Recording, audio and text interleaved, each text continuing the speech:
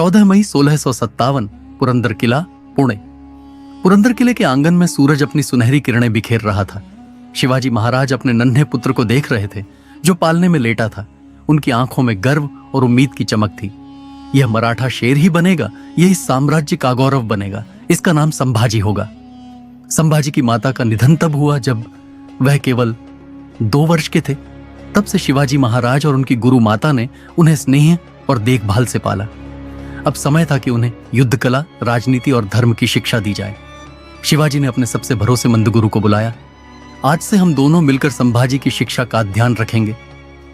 धर्मम च राष्ट्रम च समणम धयम, धर्म और राष्ट्र की सेवा ही हमारा सर्वोच्च उद्देश्य होगा। संभाजी बचपन से ही अद्भुत बुद्धिमान थे। वह हर कार्य पूरी लगन और मेहनत से करते।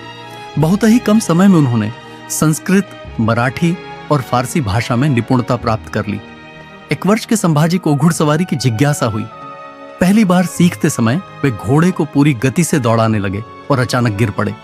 पर हार मान लेना मराठाओं के स्वभाव में नहीं था। उन्होंने बहादुरी से उठकर फिर से घुड़सवारी शुरू की। हर हर महादेव किले की एक ऊंची बालकनी से यह दृश्य सोयराबाई देख रही थी। उनके हृदय में ईर्ष्या का संचार हो रहा था। काश मेरा भी एक पुत्र होता, जिसे मैं शिवाजी महाराज के बाद मराठा साम्राज्य का उत्तराधिकारी बना सकती।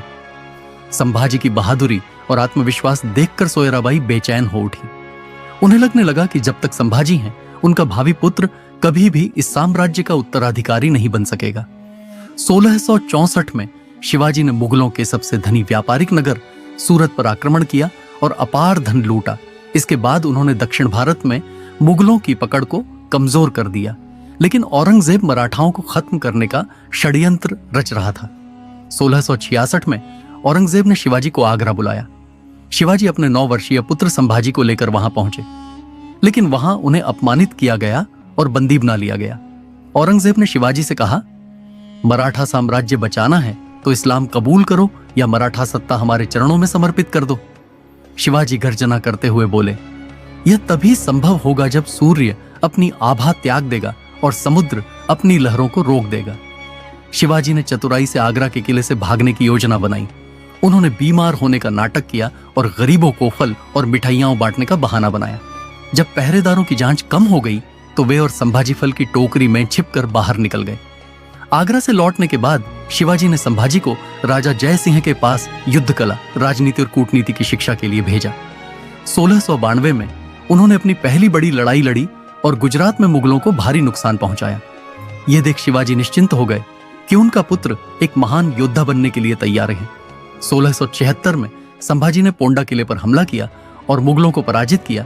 लेकिन जब शिवाजी ने उन्हें रायगढ़ में रहने का आदेश दिया तो वे नाराज हो गए और मुगलों के पास चले गए। दिलेर खान ने उनका स्वागत किया, लेकिन धीरे धीरे संभाजी को एहसास हुआ कि वे एक छल में फंस गए हैं।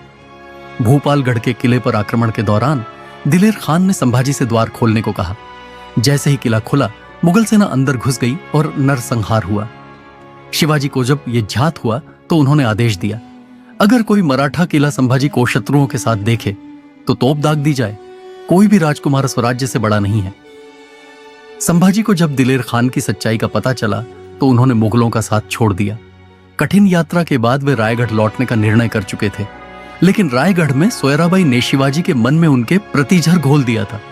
संभाजी सोच रहे थे, क्या पिता मुझे माफ करेंगे? शायद नहीं।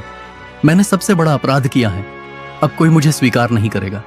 सोयराबाई ने शिवाजी से कहा, हमारे भविष्य की आशा राजा राम से जुड़ी होनी चाहिए। संभाजी ने अपने कर्मों से अपना मार्ग स्वयं निर्धारित कर लिया है। रायगढ़ में शिवाजी अब संभाजी को स्वीकार करेंगे या नहीं? क्या सोयराबाई उन्हें सफल होने देंगे? ये देखना बाकी है।